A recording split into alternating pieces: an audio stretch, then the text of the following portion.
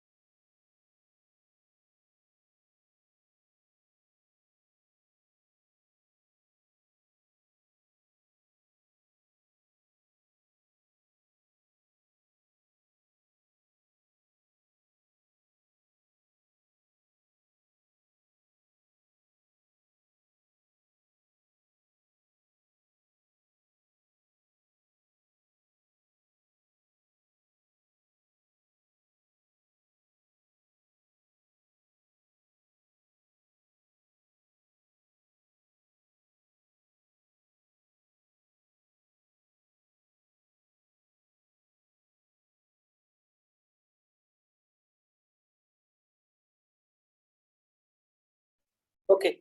Once again, good morning, all of you. Here is your result. Yesterday's exams results. So काफी सारे बच्चों को अच्छे मार्क्स आए हैं. तो आवाज आ रही है ना मेरी? Yes, sir. Yes or no? Okay, very good. सो काफी सारे बच्चों को अच्छे मार्क्स आए। सो सबका कॉन्ग्रेचुलेशन करता हूँ। सो हमारे जो फर्स्ट 5 टॉपर्स हैं हम उनके नाम लेते हैं। सो हमारा फर्स्ट टॉपर है शेटे प्रांजल विजय, उसे मार्क्स आए हैं 245।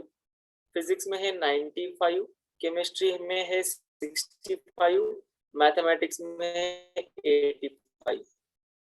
प्रांजल कॉन्ग्रेचुलेशंस। अच्छा बता ना प्रांजल, फिजिक्स में पिछली बार कितने मार्क्स? क्या प्रांजल हमारे साथ है? यस के फिजिक्स में सब प्रांजल। पिछले बार के मार्क्स हाँ लास्ट टाइम में कितने थे? तो लास्ट टाइम तो मतलब 100 में से नहीं थे। 100 में से नहीं थे ना।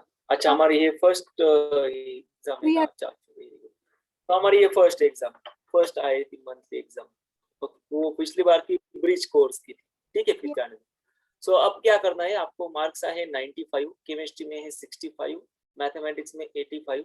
तो आपको क्या करना होगा, केमिस्ट्री पर ज्यादा फोकस करना, इतना भी ज्यादा नहीं कि फिजिक्स में कम आ जाए और मैथमेटिक्स में कम आ जाए, इक्वल रखना।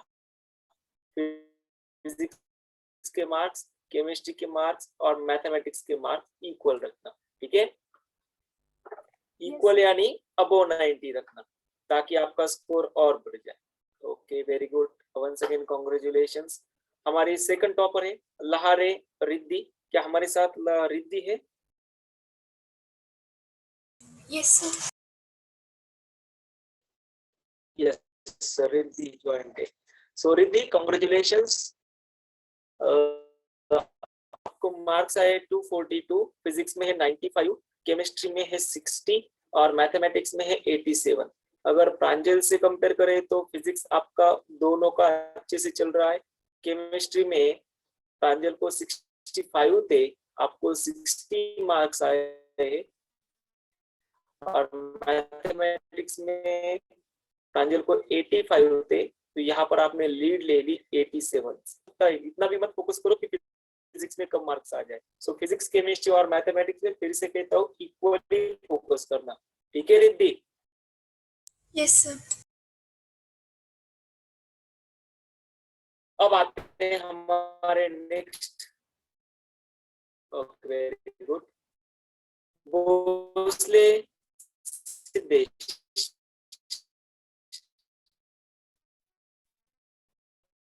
सो तो सिद्धेश आपको मार्क्स आए हैं, ये रहे भोसले सिद्धेश के मार्क्स 242। सिद्धेश हमारे साथ।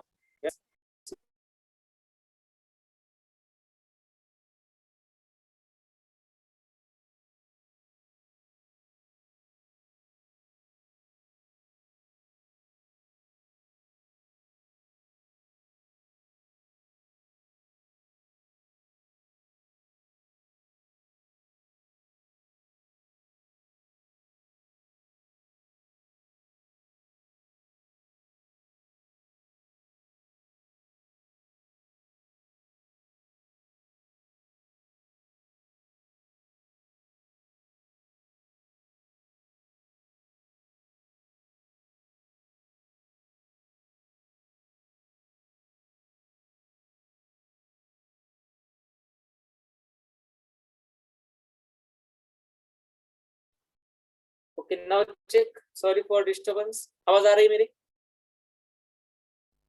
Yes sir.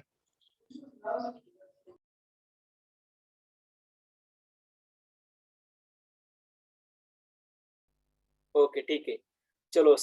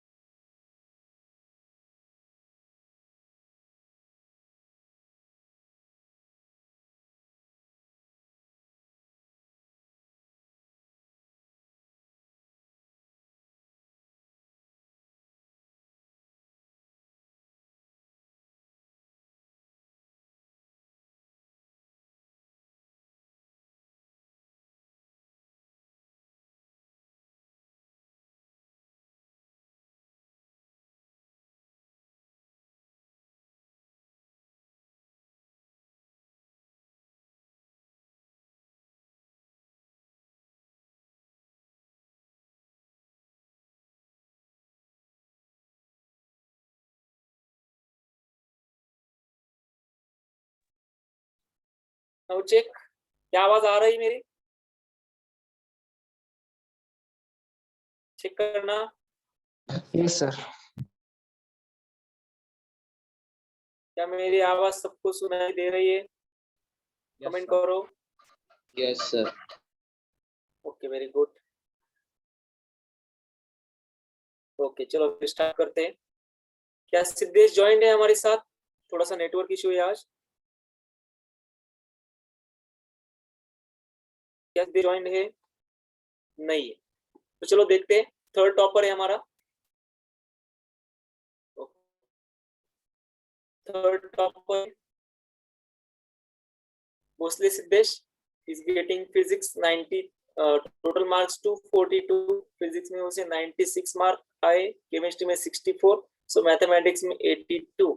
सो फिर से उसे केमिस्ट्री में काम करना पड़ेगा और साथ ही साथ फिजिक्स और मैथ पर भी उसे काम करना पड़ेगा। यानी कि फिजिक्स में अच्छे मार्क्स है, मैथमेटिक्स में भी अच्छे मार्क्स है, लेकिन तीनों इक्वल चाहिए। फिर हमारी फोर्थ टॉपर है सानगुड़ी श्रेयस। क्या श्रेयस प्रेजेंट है? क्या Shreyas? Yes sir. Shreyas present है। Okay, very good. आपको मार्क्स आए हैं 230, so congratulation, you are the fourth topper. Physics में 85 कम आए इस बार, केमिस्ट्री में है 60 और मैथ में है 85। तो तीनों इक्वल चाहिए, फिजिक्स केमिस्ट्री और मैथमेटिक्स के मार्क्स इक्वल चाहिए ताकि आपका परसेंटाइल बढ़ जाए। ओके ओके श्रेयस, अगली बार ट्राई करना कि ज्यादा से ज्यादा मार्क्स आए। ओके, ये भी अच्छे मार्क्स है। फिर हमारा जो फिफ्थ टॉपर है रोडे मयूर। मयूर है present? Mayur? Yes sir. Okay, so you getting 217 marks. Physics में आपको आए हैं 75, केमिस्ट्री में है 65 और मैथमेटिक्स में है 77। ओके, तो फिजिक्स में कहाँ गलती हुई बेटा? 75 मार्क्स आए, कहाँ गलती हुई? जल्दी बताओ, टाइम नहीं है हमारे पास। सर डायमेंशन में। डायमेंशन, सो एक काम करना, डायमेंशन की फिर से प्रैक्टिस करना और ज्यादा से ज्यादा क्वेश्चन उसके सॉल्व करना, फिर से डायमेंशन पर फोकस करो, ठीक है? सो ठीक है जिन बच्चों का जिस भी कंसेप्ट में प्रॉब्लम, जिस भी कंसेप्ट में आपके मार्क्स गए होंगे, तो ये नीचे बच्चे वही बच्चे हैं। आपको क्या करना है, इन टॉप 5 में आना है, टॉप 5 में आना है इन सभी बच्चों को। अब मोटिवेशन मिल चुका है सभी को, इन टॉप 5 स्टूडेंट्स आपको फाइट दे रहे हैं अच्छे से, तो आपको भी उन्हें अच्छे से फाइट देना होगा ताकि हमारा स्कोर बढ़ जाए। ओके, सो अब आपको क्या करना है, जो भी आपका वीक एरिया था, मानो डायमेंशन किसी को नहीं आ रहे होंगे तो डायमेंशन पर फिर से फोकस करो, डायमेंशन फिर से पढ़ाई स्टार्ट करो। और हमारे जो लेक्चर्स है, जो रिकॉर्डेड हमने हमारे श्री गणेश प्लस चैनल पर अपलोड कर दिए, वो भी आपको मिल रहे होंगे, साथ ही साथ वो भी फिर से देख लेना। अगर कोई भी डाउट हो, मैं फिर से पूछता हूँ, अगर कोई भी डाउट हो तो कोई भी ऐसी किंतु परंतु अपने मन में मत रखना, जल्दी से जल्दी उस डाउट्स को मेरे साथ शेयर करो, आपको उसके सॉल्यूशन मिल जाएंगे। एक बच्चे ने मुझे कल प्रॉब्लम्स दिए थे, तो उसको आज के सॉल्यूशन भी मिल जाने वाले। तो चलो हम स्टार्ट करते हैं, हमारे जो टॉपिक था उस टॉपिक के ऊपर हम जाते हैं। हम पढ़ रहे थे एरर एनालिसिस की तरफ, ठीक है? सो आज हम पढ़ने वाले हैं एक्सपेरिमेंटल फिजिक्स, लेकिन जो हमारा कल वाला टॉपिक था, जहां तक हमने हमारे एरर एनालिसिस को देखा था, सो उस एरर एनालिसिस को आज हम पढ़ने जा रहे हैं। जैसे कि हमने एरर एनालिसिस देखा था पावर की टर्म्स में, कोई भी पावर फैक्टर होगी तो उस पावर के टर्म्स में एरर एनालिसिस कैसे निकाला जाता है। मानो कोई एग्जांपल दिया हो आपको, x is equal to a raise to n b raise to, मानो ऐसे लिखते चलो, a raise to x b raise to y upon c raise to z, और आपसे पूछा जाए इसकी एरर वैल्यू बताना, और सभी को पता है इसका जो रिजल्ट होगा वो रिजल्ट कैसे लिखोगे आप? बोलो, इसका रिजल्ट कैसे लिखोगे? x प्लस और माइनस डेल्टा x की फॉर्म में, सही है? ओके, तो अब मुझे बताना डेल्टा x कैसे निकालोगे? यस एनीवन, कोई बता सकता है डेल्टा x कैसे फाइंड करना है इसका? Error value minus truth value. बोलो। अरे वो एडिशन सब्सट्रैक्शन में लेते हैं, ये पावर की फॉर्म में है, पावर के फॉर्म में, तो पावर के फॉर्म में एरर निकाला जाता है delta x upon x is equal to, मैंने कहा था ना, ये पावर वाली टर्म को आगे लेकर आना है, x मल्टीप्लाई बाय और इसका एरर लेना है, fractional error delta a upon a plus y को आगे लेकर आओ delta b upon b plus ये z था, z को आगे लेकर आओ डेल्टा c अपॉन c। क्या ये हमने देखा था? बोलो जल्दी, क्या ये फॉर्मूला हमने देखा था? यस और नो? Yes sir. देखा था, याद है सबको ये formula? Delta x upon x is equal to x multiply by जो भी पावर की टर्म होगी उसे आगे लेकर आना है और जो टर्म बची है उसका एरर ले लो। ये टाइप कौन से टाइप्स का एरर होता है? चलो बताओ। एब्सोल्यूट एरर सभी को पता है, एब्सोल्यूट एरर जैसे कि mean absolute error divided by mean value, कौन सा एरर होता है? Fraction error. बताओ। वेरी गुड, उसे हम कहते हैं फ्रैक्शनल एरर। फ्रैक्शनल एरर ये सब, अरे अरे, तो ये सब टर्म होने वाली है फ्रैक्शनल एरर में। अगर मैं आपसे पूछूं इसका कन्वर्जन करना परसेंटेज एरर में, क्या करो बोलो? परसेंटेज एरर या फिर रिलेटिव एरर कैसे फाइंड करोगे? Yes anyone? Fraction error percentage error, Fractional error into 100. Very good very good. Fractional error multiply by 100 यानी delta x upon x multiply by 100 करना होगा। फिर यहाँ लिखोगे आप x multiply by delta a upon a plus y multiply by delta b upon b plus z multiply by delta c upon c और इसे multiply करना होगा 100 से। तो इस तरह से हम फाइंड करते हैं परसेंटेज एरर को, इस तरह से हम फाइंड करते हैं फ्रैक्शनल एरर को। और सभी को पता है इस x वैल्यू को कैसे फाइंड करोगे, इस फॉर्म में। ठीक है, ओके? कोई डाउट है? बोलो जल्दी।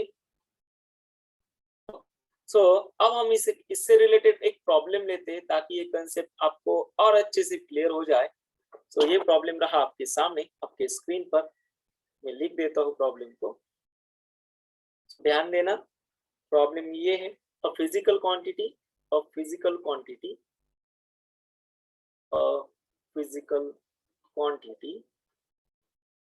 x is calculated from formula. देखो x कैलकुलेट करने का तरीका दिया है, फॉर्मूला दिया है, वो है x is equal to a multiply by b square upon root c। आपसे पूछा है the percentage error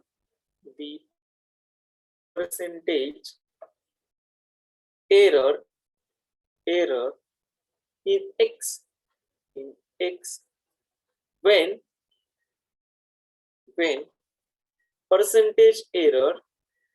percentage error in measuring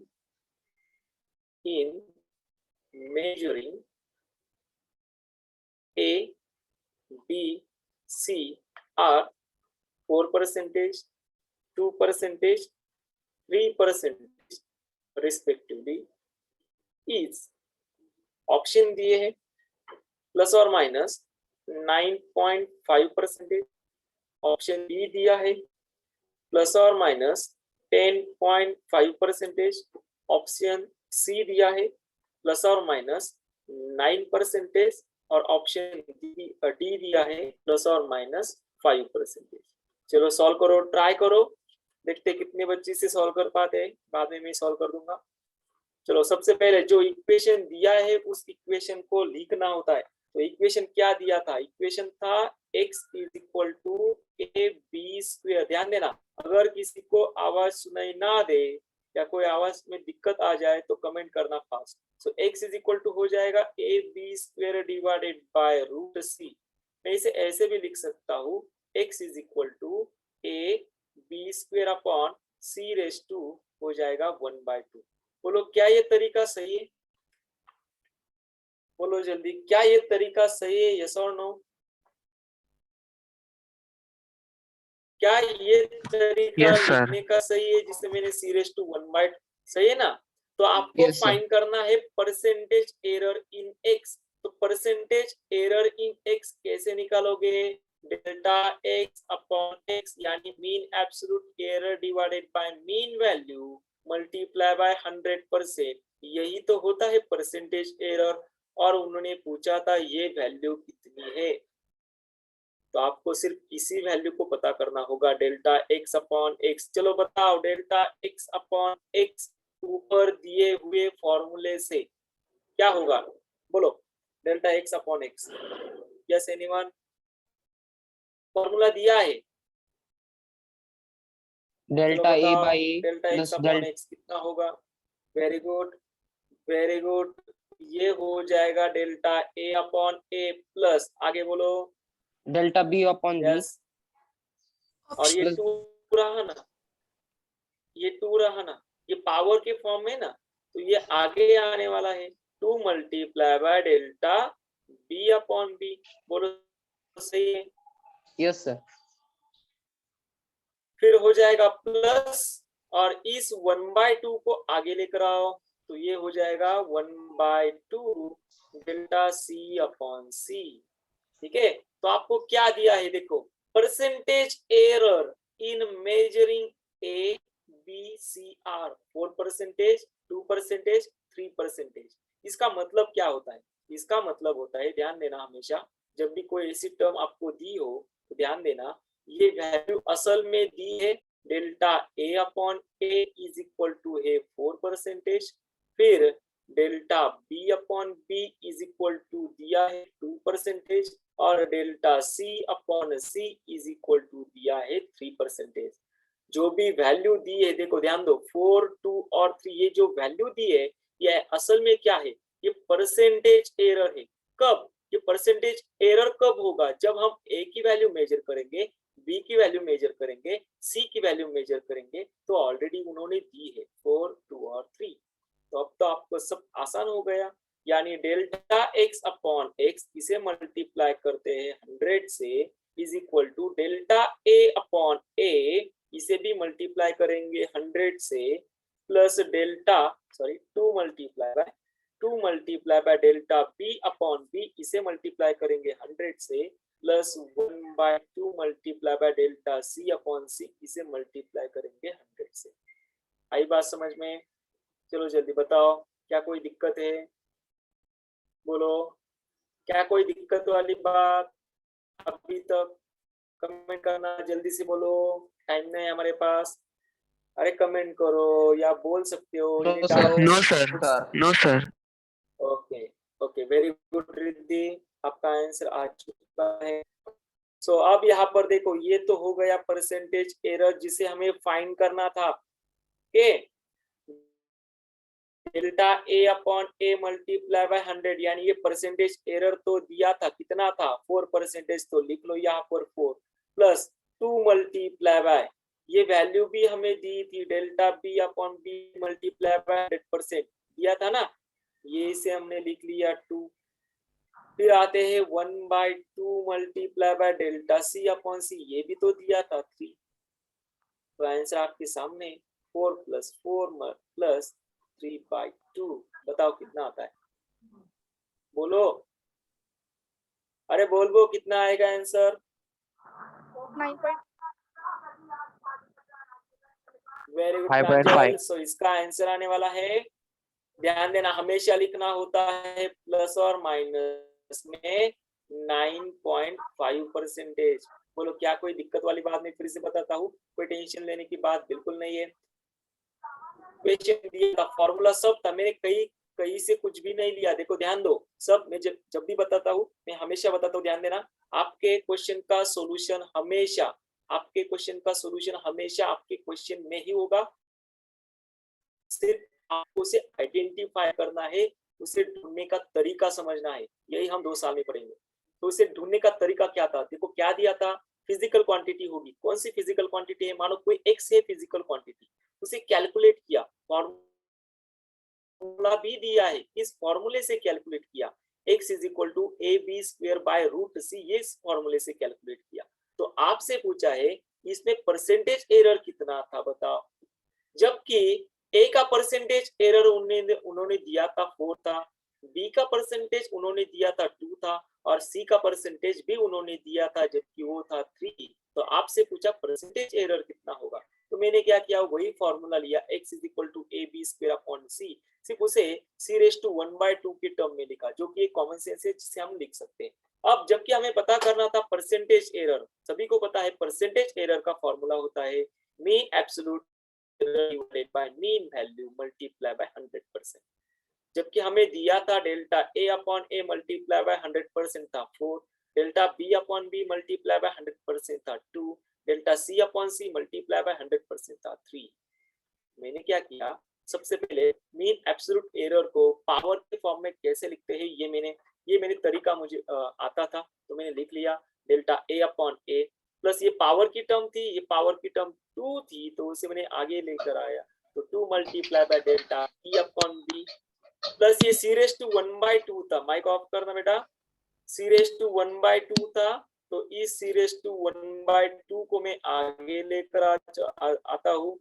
और ध्यान देना जो भी डिनोमिनेटर टर्म होगी वो आगे ऊपर आने के बाद हमेशा पॉजिटिव में रहेगी, ये रही पॉजिटिव, तो 1/2 multiply by delta C upon C, so ये हो जाएगा delta x upon X multiply by 100%, सिर्फ परसेंटेज एरर में मैंने कन्वर्ट किया और जो वैल्यू दी थी उस वैल्यू को सब्स्टिट्यूट किया और मेरा आंसर आया प्लस और माइनस 9.5%। बोलो क्या कोई दिक्कत वाली बात, any doubts please ask, having any doubts please ask, बोलो जल्दी,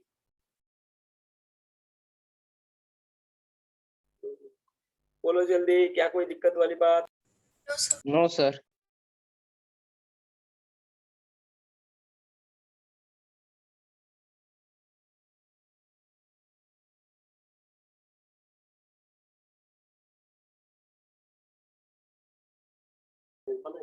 चलो फिर हम चलते हैं हमारे नेक्स्ट कंसेप्ट पर जिसका नाम है, आज हम पढ़ने वाले हैं प्रैक्टिकल फिजिक्स को। सो आसान सा है लेकिन काफी इंटरेस्टिंग है, और ध्यान देना एडवांस में इसके ऊपर हमेशा एक क्वेश्चन रहता है, हमेशा एक क्वेश्चन रहता है। तो इस एक्सपेरिमेंटल फिजिक्स में हम असल में तीन इंस्ट्रूमेंट के बारे में जानकारी लेने वाले हैं। एक है हमारा वर्नियर कैलिपर, ध्यान देना इस एक्सपेरिमेंटल फिजिक्स में हम जो इंस्ट्रूमेंट्स देखने वाले हैं वो सबसे फर्स्ट वाला इंस्ट्रूमेंट है वर्नियर कैलिपर, फिर सेकंड वाला इंस्ट्रूमेंट है माइक्रोमीटर, स्क्रू गेज, इसके प्रैक्टिकल्स भी है आपको, ठीक है। और थर्ड वाला जो इंस्ट्रूमेंट है वो स्पेरोमीटर। तरीका तीनों का सेम है, लगभग फॉर्मूला भी सेम है, लेकिन जो भी आपको प्रॉब्लम दिया जाएगा उस प्रॉब्लम में सिर्फ आपको आइडेंटिफाई करना है ये प्रॉब्लम किस इंस्ट्रूमेंट से रिलेटेड है। तो ध्यान देना इसकी प्रोसेस में आपको पढ़ाने वाला हूँ। सो आसान तरीका है। अब चलते हैं हम असल में हमारे टॉपिक के ऊपर, यानी अब हम देखेंगे हमारा फर्स्ट इंस्ट्रूमेंट जिसे कहेंगे हम वर्नियर कैलिपर। तो चलो स्टार्ट करते हैं वर्नियर कैलिपर के ऊपर। सो सबसे फर्स्ट वाला इंस्ट्रूमेंट वर्नियर कैलिपर। सो इस वर्नियर कैलिपर को समझने से पहले हम हमारे मीटर स्केल को समझते हैं।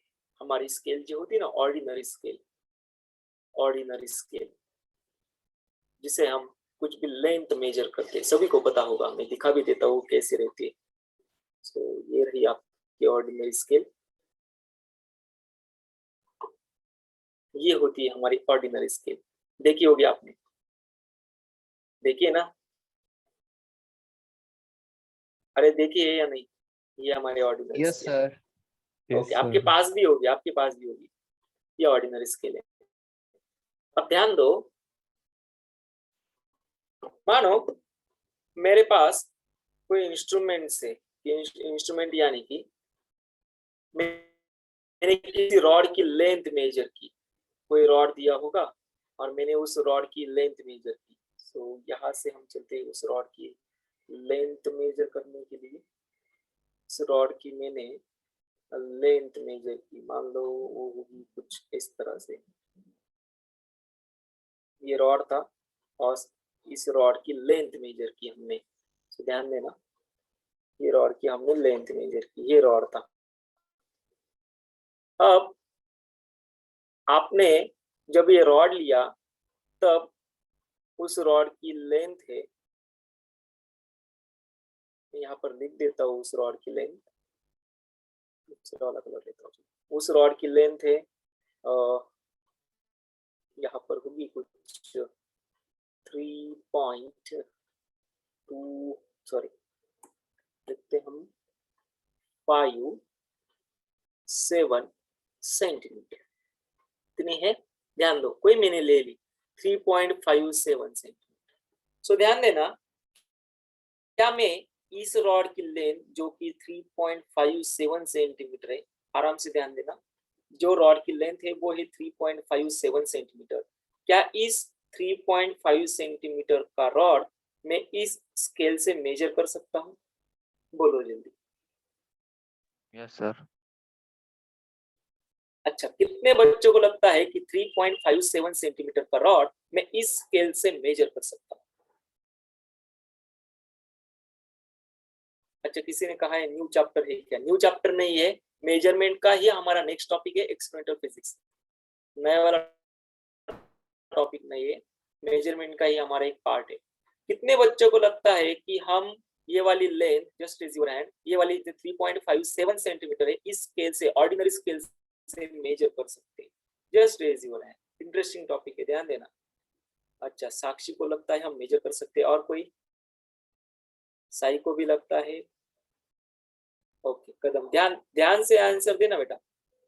कदम को भी लगता है, श्रेयस को भी लगता है, साहिल को भी लगता है।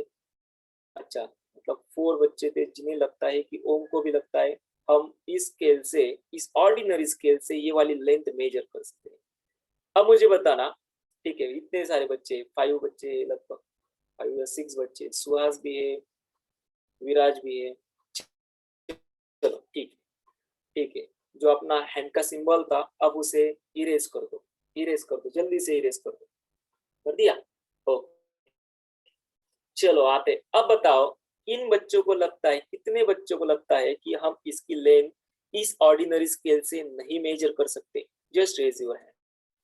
कितने बच्चे थे जिन्हें लगता है हमें इस रॉड की लेंथ इस ऑर्डिनरी स्केल से नहीं मेजर कर सकते?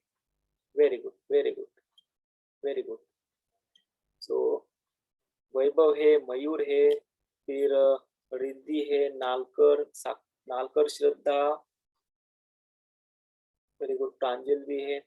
सो अब मुझे बताना, जिन बच्चों को लगता था, जिन बच्चों को नहीं लगता कि इसकी स्केल, इसकी जो रॉड की लेंथ है जो कि हमारी वो 3.57 सेंटीमीटर है, कोई भी माइक ऑन करके बताना उसका रीजन क्या है, हम इससे क्यों नहीं मेजर कर सकते?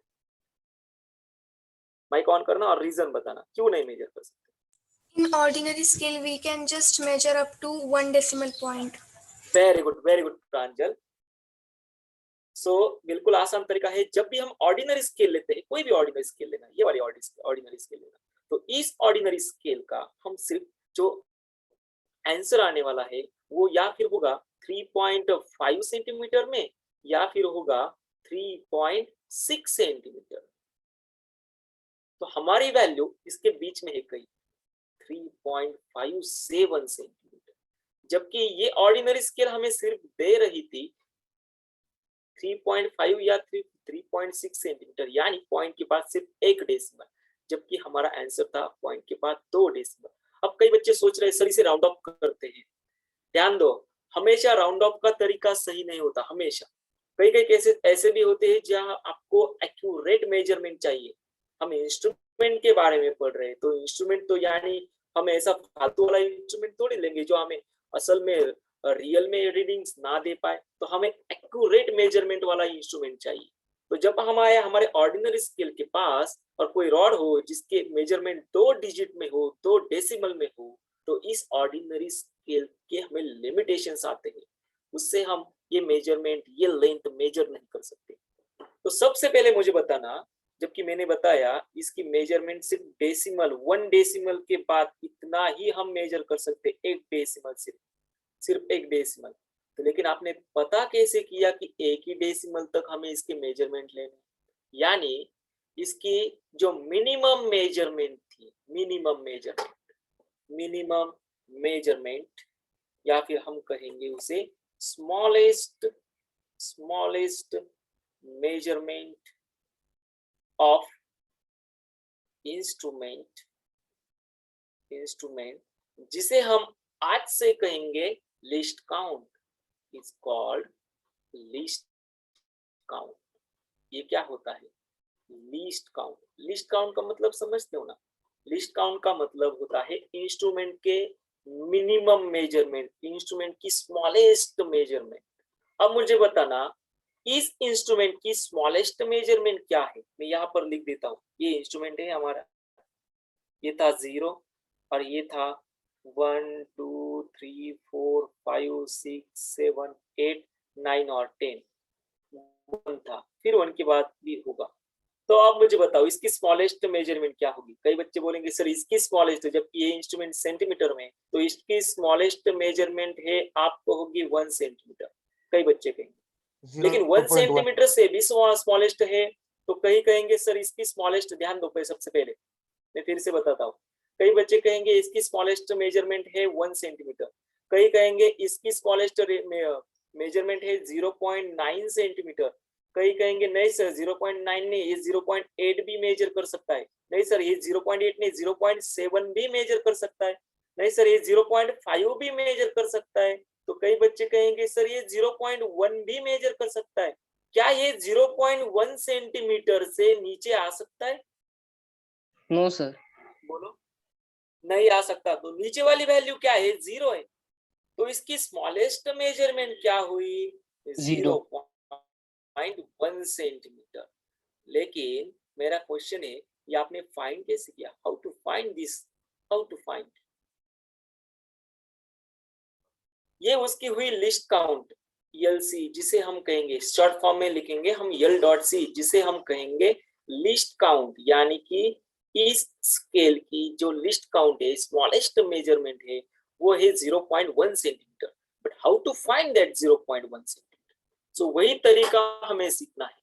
ये जो तरीका होगा स्मॉलेस्ट मेजरमेंट मेजर करने का, यही तरीका हम इसमें भी यूज करने वाले हैं हमारे वर्नियर कैलिपर में। सो ध्यान देना।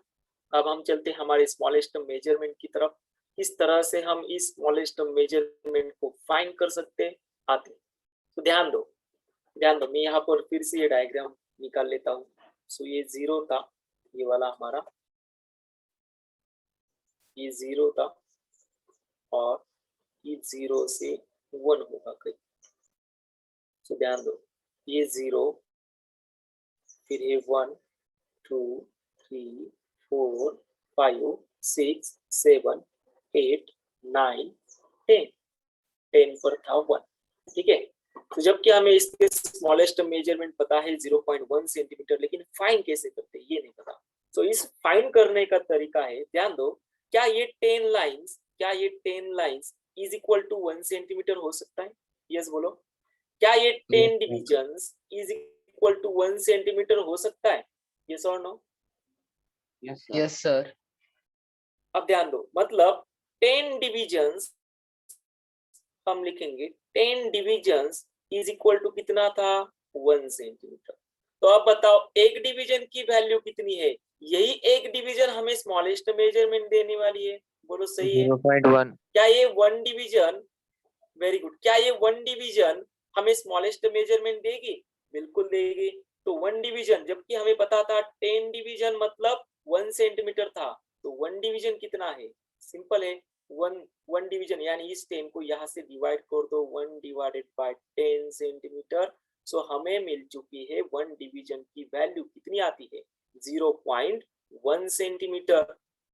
तब चलते हैं रिवर्स, एक डिवीजन की वैल्यू आई है 0.1। सो इसके साथ वाली कितनी होगी? 0.1 प्लस 0.1 कितनी होगी? 0.2। फिर आने वाली है 0.1 प्लस 0.1 प्लस 0.1 कितनी आने वाली है? 0.3। फिर आने वाली है 0.1 प्लस 0.1 प्लस 0.1 प्लस 0.1 0.4। फिर आने वाली है 0.1 प्लस 0.1 प्लस 0.1 प्लस 0.1 प्लस 0.1 कितनी होगी? 0.5। सो हर एक डिवीजन की वैल्यू कितनी है 0.1। सो 1 तक आते आते कितनी हो जाएगी 1 सेंटीमीटर। आई बात समझ में? चलो बात समझ में आई। ये तरीका होता है लिस्ट काउंट फाइंड करने का। बोलो क्या कोई दिक्कत वाली बात? जल्दी बोलो, जल्दी बोलो, क्या कोई दिक्कत वाली बात? मैं फिर से बताता हूँ, सिंपल sir. था। ये 0 to 1 था, 0 to 1 था। सो 0 to 1 के बीच में मैंने देख लिए कितने लाइंस थे, 10 लाइंस थी। जबकि मैंने बताया 10 डिविजन्स, आप बोलोगे 10 डिविजन्स इज इक्वल टू होगा 1 सेंटीमीटर। तो 1 डिवीजन की वैल्यू कितनी थी? सिंपल है, 1 डिवाइडेड बाय 10। देखो हम क्या करते हैं, हम बचपन से स्केल यूज करते हैं, बचपन से, लेकिन ये तरीका ही पता नहीं कि 1 division is equal to 0.1 centimetre कैसे आया। ठीक है, चलो और एक एग्जांपल लेते हैं। मानो आपके पास स्केल है और ये रही आपके पास की स्केल। अब उस स्केल की स्मॉलेस्ट मेजरमेंट आपको फाइंड करनी। तो ये कोई स्केल होगी, देखते हैं कितने बच्चे अब इसे सॉल्व कर पाते हैं। सो ये स्केल है, सेंटीमीटर में ऑब्वियसली। सो इसकी स्मॉलेस्ट डिवीजन की वैल्यू को आपको पता करना होगा। अच्छा, मिलीमीटर में भी इसी प्रोसेस को यूज करना है, जैसे मैंने यहाँ लिखा ना सेंटीमीटर वाला यूनिट। सो मिलीमीटर में सिर्फ आपको क्या लिखना होगा, अगर मानो ये स्केल हमारी मिलीमीटर में होगी तो आप लिखोगे 0.1 मिलीमीटर। हो गया हमारा लिस्ट काउंट। ठीक है, जो भी इंस्ट्रूमेंट में दी होगी वैल्यू, जो भी उसकी रीडिंग्स, देखो जैसे कि इंस्ट्रूमेंट में लिखा होता है ना कि हमारा इंस्ट्रूमेंट सेंटीमीटर में है, इंस्ट्रूमेंट मिलीमीटर में है, इंस्ट्रूमेंट मानो कोई किलोमीटर में तो नहीं होगा लेकिन मीटर में होगा। तो इस तरह से हम लिखते हैं। तो चलो आगे आते हैं। आपके पास स्केल दिए तो इसे लिखते हैं हम इस स्केल को, ये 1 2 3 4 5 6 7 8 9 10 और यहाँ पर दिया है आपको 2, फिर है 1 2 3 4 5, ये वाली 6 7 8 9 10, यहाँ पर दिया है 4, फिर है यहाँ पर और कोई। तो यहाँ पर 6 होगा, यहाँ पर 8 होगा। तो आपसे पूछा गया है इस स्केल की लिस्ट काउंट बताओ। यस, बोलो लिस्ट काउंट कैसे निकालोगे? 0.2 कैसे फाइंड किया? फाइंड कैसे किया? 2 divided by 10. बोलो। 2 divided by very 10. Good, very 10 good, division में very good, very good, very good. So मैंने क्या किया, देखो ध्यान दो, फिर से बिल्कुल आसान तरीका है, बिल्कुल ही आसान तरीका है। कितने डिविजन्स थी? 10 डिविजन्स थी और 10 डिविजन्स का मिलकर बनता था 2 सेंटीमीटर। सो 1 डिवीजन कितना होगा? 2 डिवाइडेड बाय 10 सेंटीमीटर। सो ये आता है 0.2 सेंटीमीटर। मानो अगर कोई ऐसी स्केल भी हो, अब देखते हैं इसे कितने सॉल्व करते हैं। ये 0 है, ये 1 है और यहाँ पर है 1 2 3 4 5 6 7 8 9 10 11 12 13 14 15 16 17 18 19 20 पर दिया है 1, 20 पर दिया है 1। तो अब आपसे पूछा गया है इस स्केल का लिस्ट काउंट बताओ। यस बोलो। 0.05 इस स्केल का लिस्ट काउंट, इस स्केल का लिस्ट काउंट होगा। Very good. कितने डिवीजन से अंदर? 20 डिवीजन से। सो 20 डिवीजन से मिलता है हमारा 1 सेंटीमीटर। तो 1 डिवीजन से कितना होगा? 1 डिवाइडेड बाय 20। सो ये आता है 0.05 सेंटीमीटर जितना, यानी इसकी स्मॉलेस्ट डिवीजन की वैल्यू होगी 0.05 सेंटीमीटर। आई बात समझ में? यस तो सर। इस तरह से हम फाइंड करते हैं किसी भी ऑर्डिनरी स्केल का लिस्ट काउंट। अब यही तरीका है, ध्यान देना, यही तरीका है हमें हमारे वर्नियर स्केल के लिस्ट काउंट को पता करने में हेल्प करेगी। तो चलते हैं अब हमारे वर्नियर कैलिपर की तरफ। लेकिन सबसे पहले समझते हैं वर्नियर कैलिपर करता क्या है। सो ध्यान देना, अगर किसी ने इसका स्क्रीनशॉट नहीं लिया तो जल्दी से इसका स्क्रीनशॉट ले लेना, क्योंकि प्रैक्टिकल के टाइम में ये सबको यही प्रोसेस सिखाने वाला हो और इसी प्रोसेस से मैं आपको लिस्ट काउंट कैसे फाइंड करते हैं इस तरह की जो टेक्निक है, जो भी किसी ने स्क्रीनशॉट नहीं लिया तो जल्दी से स्क्रीनशॉट ले लेना और आसान सा तरीका याद रखना लिस्ट काउंट फाइंड करने का, कितने डिवीजन से बनता है तो उस 1 डिवीजन की वैल्यू से उसे डिवाइड कर दो। चलो आते हैं, शायद आपका स्क्रीनशॉट हो चुका होगा। आते हमारे वर्नियर कैलिपर पर। सो ये रहा हमारा वर्नियर कैलिपर। तो अब फाइंड कैसे करेंगे, अब हम चलते हैं वर्नियर कैलिपर के ऊपर। सो ध्यान देना, वर्नियर कैलिपर क्या होता है एक्चुअली। जब हमें मेजरमेंट में दिक्कतें आ रही थी, जब जैसे हमने देखा कि मेजरमेंट थी 3 पॉइंट इतनी, यहाँ पर ऊपर है शायद, उस कंसेप्ट में चले गए, 3.57 थी, जबकि हम मेजर करते हैं 3.56 और 3.6, तो इस बीच में कई वैल्यू होगी। तो ये रहा वर्नियर कैलिपर आपके सामने। इस तरह का इंस्ट्रूमेंट जो होता है वो इंस्ट्रूमेंट है वर्नियर कैलिपर। दिखाई दे रहा होगा आपको ये इंस्ट्रूमेंट, आपको इंटरनेट पर इसकी इमेज, काफी सारी इमेज मिल जाएगी। और जब प्रैक्टिकल हमारे यहाँ पर कॉलेज में, तब आपको इंस्ट्रूमेंट में दिखा भी दूंगा। तो ये होता है इंस्ट्रूमेंट वर्नियर। सो इसे डिस्कवर किया था 1631 में, साइंटिस्ट था पेरी वर्नियर। तो उन्होंने इस इंस्ट्रूमेंट की खोज की थी, उनके ही नाम पर इस इंस्ट्रूमेंट का जो कैलिब्रेट कर रहा था, इसलिए उनके नाम दिया वर्नियर कैलिपर। तो इसे किसने डिस्कवर किया था वो भी लिख देते। इन 1631 Peary calipers discovered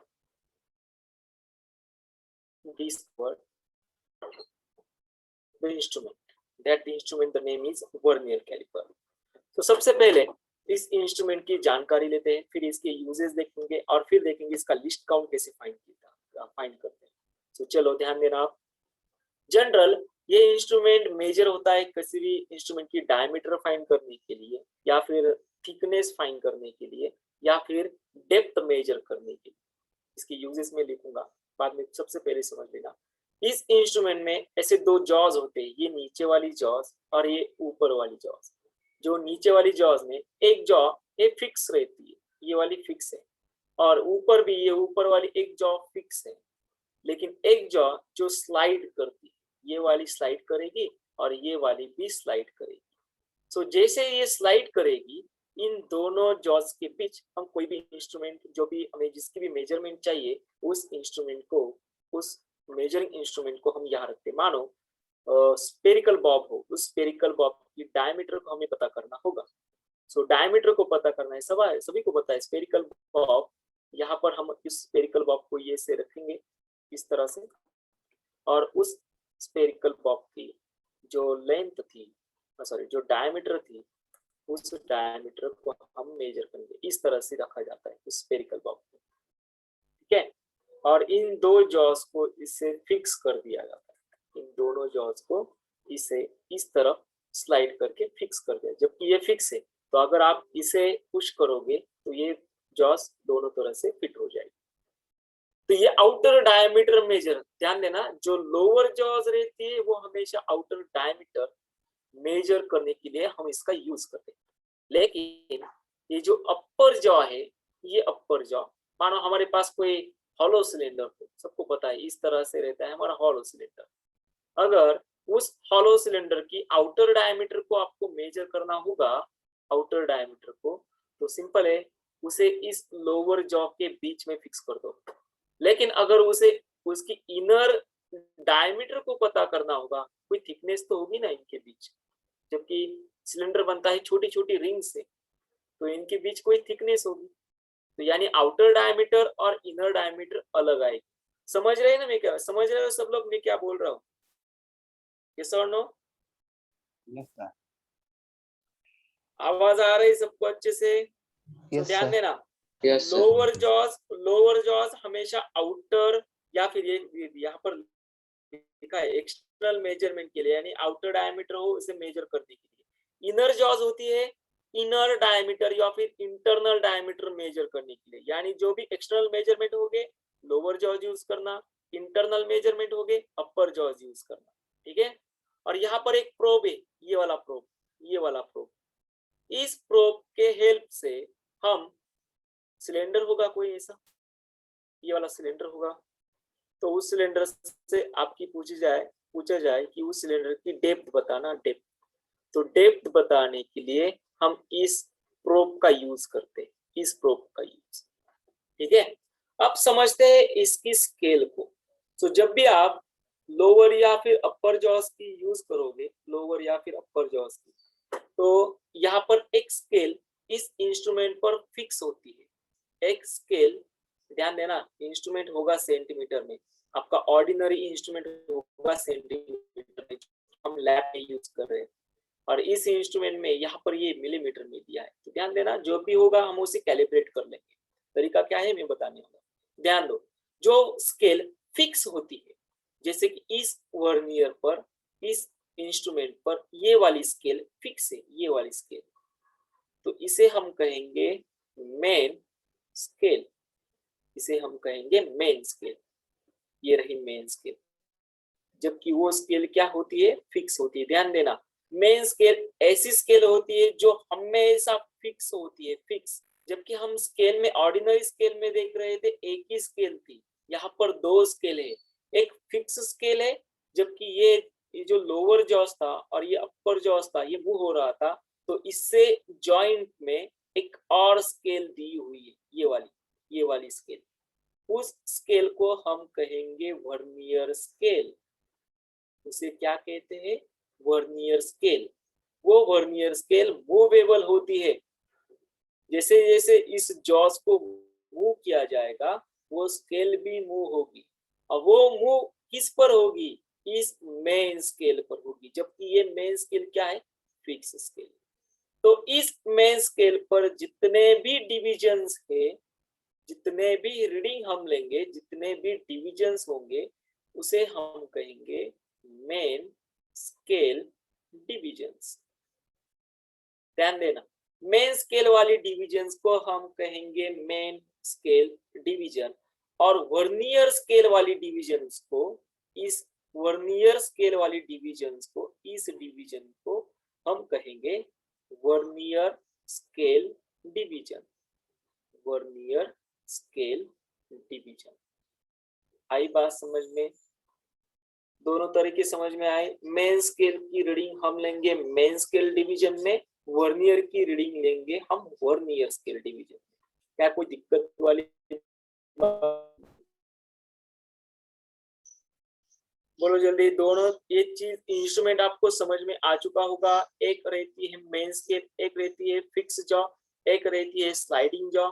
आउटर जो एक्सटर्नल जॉ होगी, यानी लोअर जॉ, जिसे हम लोअर जॉ कहेंगे, उससे हम मेजर करेंगे एक्सटर्नल पैरामीटर्स को, एक्सटर्नल मेजरमेंट्स को। जो अपर जॉ रहेगी उससे हम मेजर करेंगे इंटरनल मेजरमेंट्स को। जो प्रोब था, ये प्रोब, उससे हम मेजर करेंगे किसी भी सिलेंडर की डेप्थ को।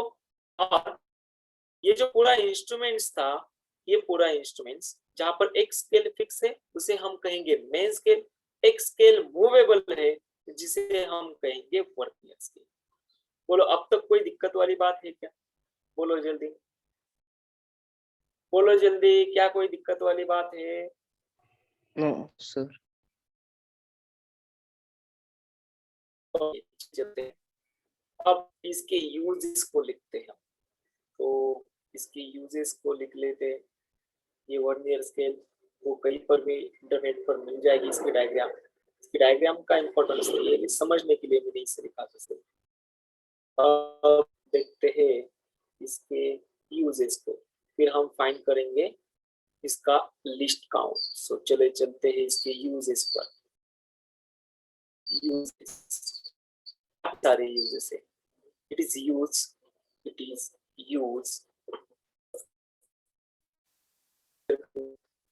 लेंथ को टू मेजर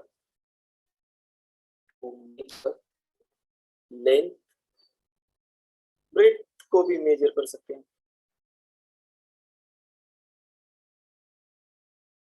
फिर हाइट को भी कर सकते हैं।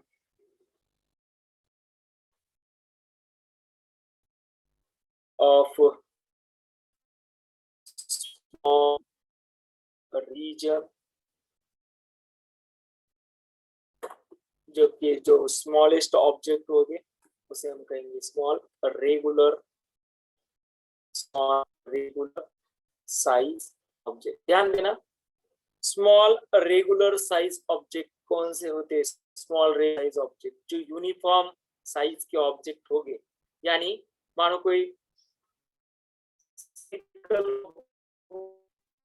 यूनिफॉर्म साइज का होता है। सिलेंडर लेते हैं, कोई भी सिलेंडर सॉलिड हो, ये सिलेंडर भी क्या होता है? स्मॉल रेगुलर साइज ऑब्जेक्ट होता है। रेगुलर साइज ऑब्जेक्ट, जो भी रेगुलर साइज ऑब्जेक्ट होगी उन सब रेगुलर साइज ऑब्जेक्ट की जो भी मेजरमेंट्स होगी उन सभी मेजरमेंट्स को हम इस इंस्ट्रूमेंट के जरिए मेजर कर सकते हैं। ध्यान देना, काफी सारे मेजरमेंट्स में इस इंस्ट्रूमेंट का यूज होता है। रॉकेट साइंस में हो या आपका मैकेनिकल साइंस हो या फिर आपकी ऑटो इंडस्ट्री हो, इसमें में मेजरमेंट वर्नियर कैलिपर का यूज होता है। सेकंड है टू मेजर द डायमीटर। आप सभी को पता है जब हम डायमीटर फाइंड करते हैं तो रेडियस को भी फाइंड कर सकते हैं of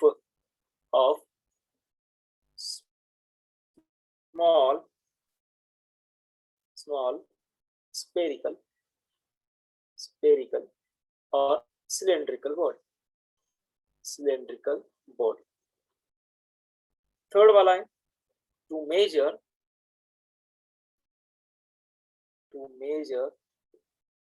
the depth of the small cylindrical object।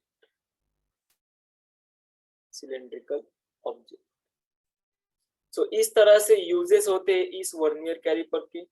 अब हम चलेंगे इसके लिस्ट काउंट को कैसे पता किया जाता है। सो ध्यान देना, अब हम चलते हैं इसके लिस्ट काउंट पर। जल्दी से इसका स्क्रीनशॉट ले लो। ओके, अब हम आते हैं इसके लिस्ट काउंट पर। मैं एक और एक डायग्राम लेता हूँ, ये हमें लगने वाली है ये वाला इंस्ट्रूमेंट।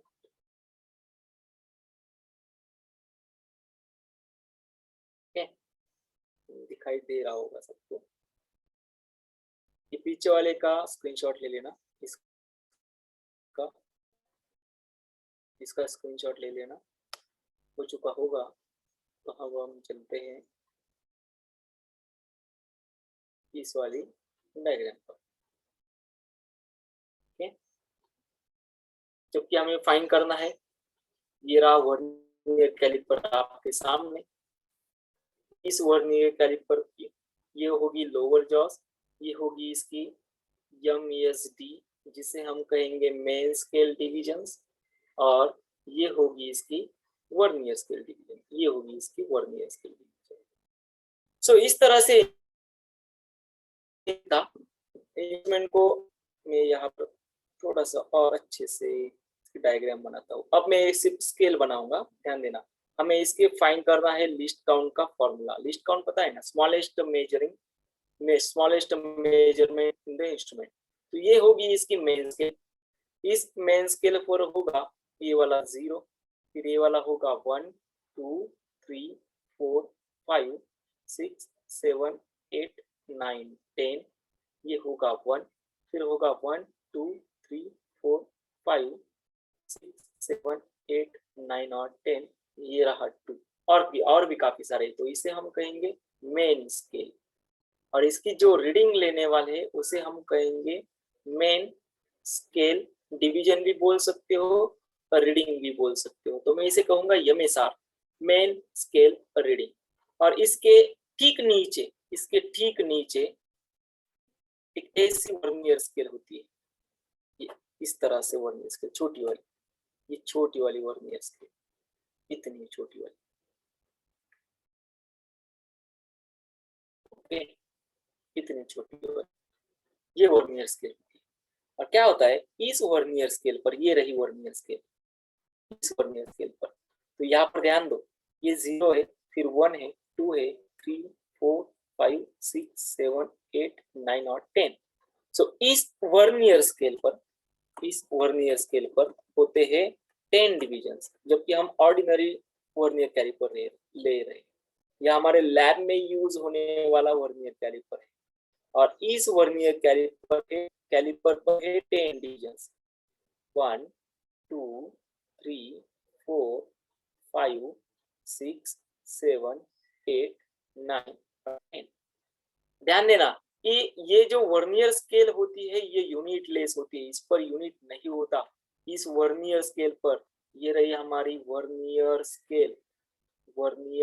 स्केल, इसकी जो रीडिंग लेंगे वो होगी VSR यानी वर्नियर स्केल रीडिंग। बात समझ में आ रही है? बोलो जल्दी। मैंने सिर्फ इस डायग्राम को यहाँ पर इस तरह से सिर्फ जूम किया है, जूम कर देता हूँ। बात समझ में आ रही है? बोलो जल्दी। अब यहाँ पर फोकस करना, कमेंट करो।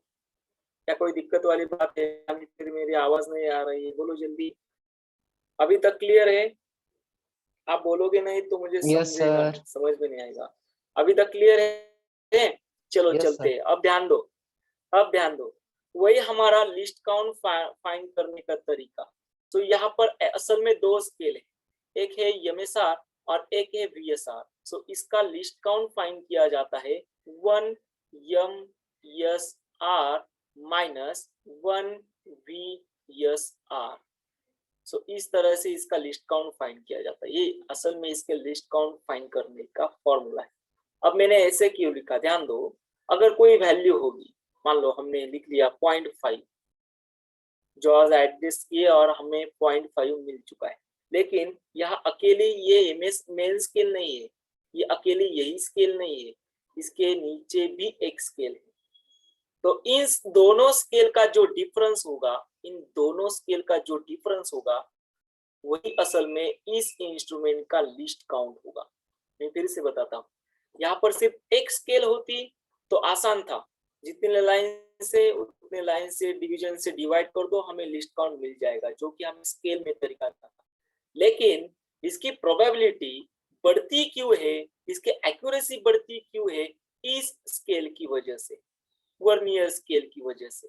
जबकि हमारी ऑर्डिनरी स्केल का पॉइंट के बाद सिर्फ एक ही डेसिमल था, लेकिन इस इंस्ट्रूमेंट का हो सकता हो पॉइंट के बाद 2 डेसिमल हो सकता हो पॉइंट के बाद 3 डेसिमल हो, यह अपने एप्लीकेशन पर डिपेंड रहेगा।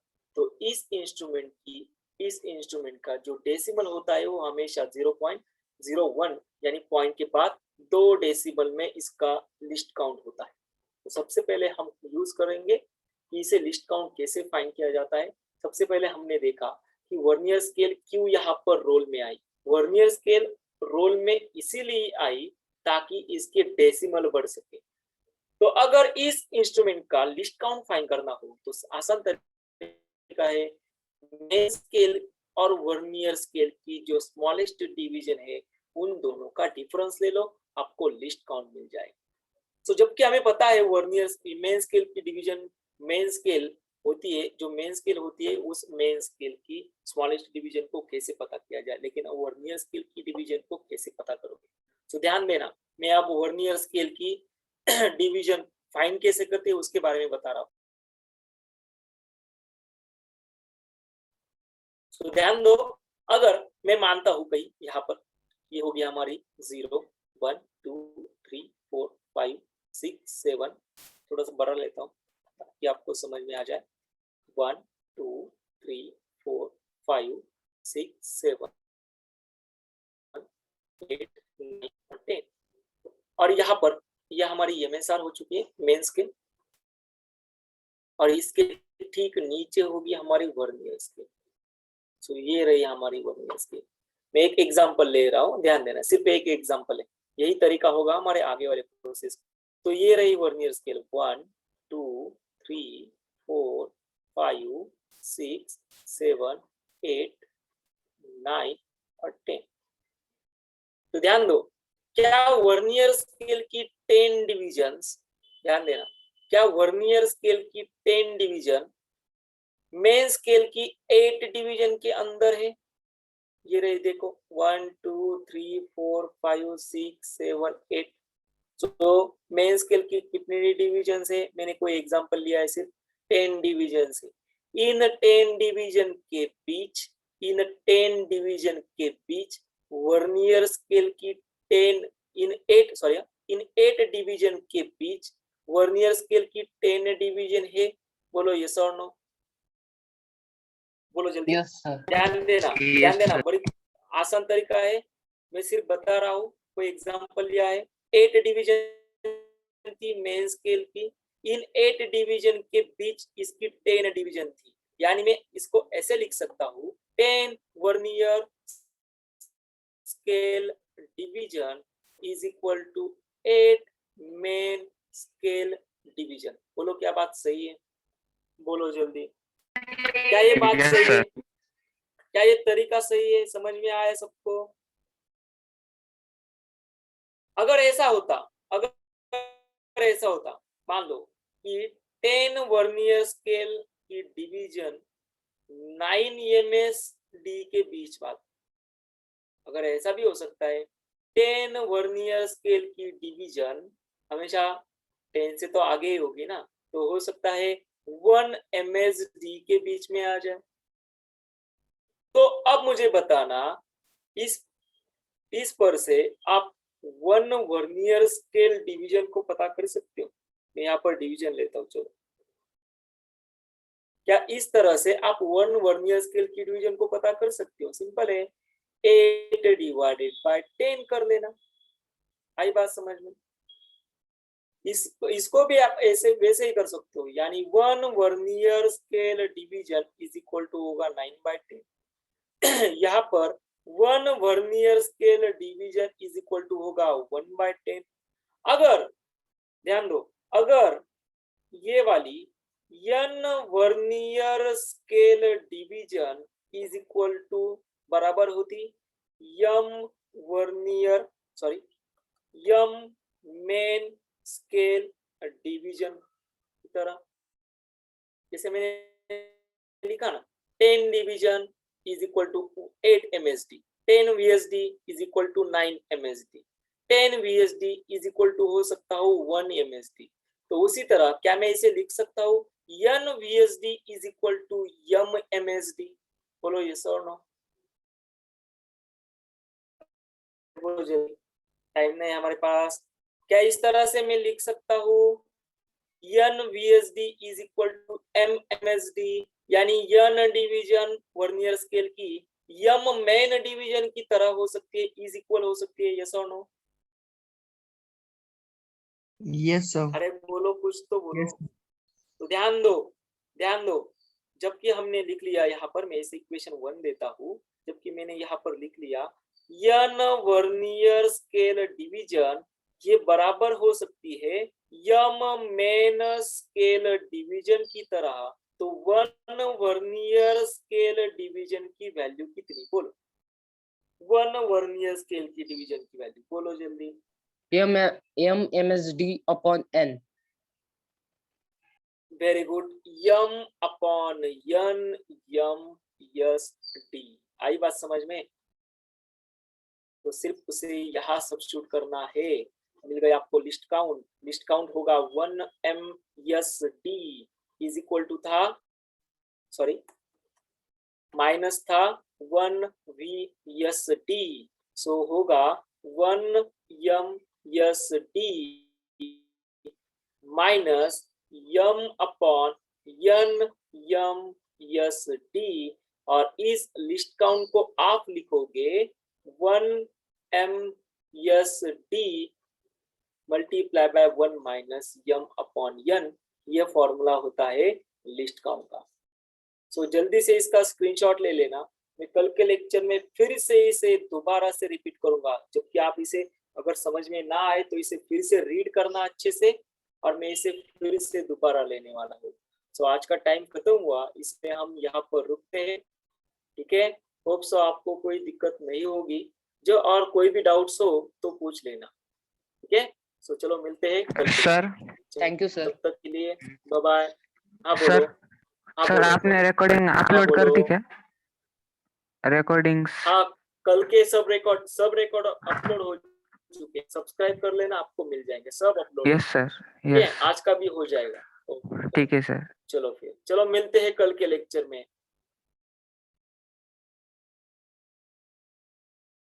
ओके, चलो बाय बाय, टेक केयर।